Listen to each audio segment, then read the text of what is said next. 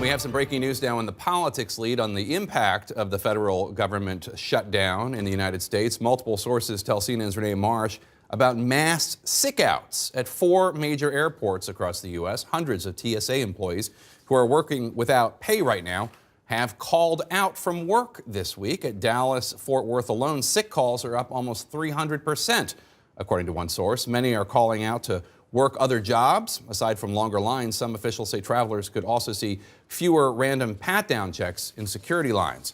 Also, as a result of this shutdown, defections among Republicans on Capitol Hill. House Democrats are making it clear they're not budging, refusing to put border wall funding in a bill to reopen the government. And a handful of House Republicans joined House Speaker Nancy Pelosi's team, and now 2 Senate Republicans seem to be on her side as well. But as CNN's Manu Raji reports, neither side has the numbers needed to force a bill to the president's desk. 2 weeks into the government shutdown, and most lawmakers are digging in, while some are growing impatient and demanding a deal without funding for President Trump's border wall. On the Republican side, Congressman Peter King sent a message to President Trump: don't pay attention to House conservatives. The president should always be listening to the Freedom Caucus. King joined with 6 House Republicans and House Democrats last night to reopen federal agencies shuttered over Trump's demands for billions for the border wall, but sided with Trump by opposing a separate measure to reopen the Department of Homeland Security. I just thought it was wrong to hold those hundreds of thousands of employees hostage over an issue they have nothing at all to do with.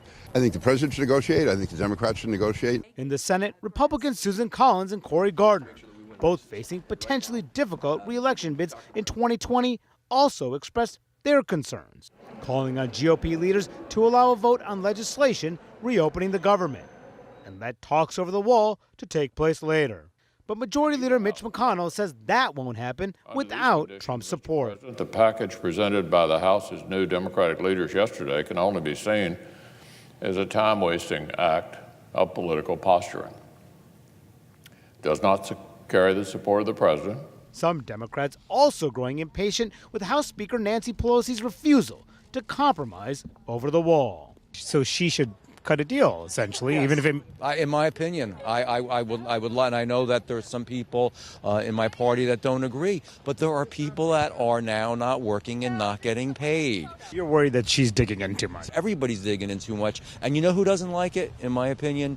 The vast majority of the American public. But in a private meeting today, sources tell CNN that most House Democrats were in no mood to budge, with even some of Pelosi's toughest Democratic critics standing behind her. I completely support the Speaker's position on this.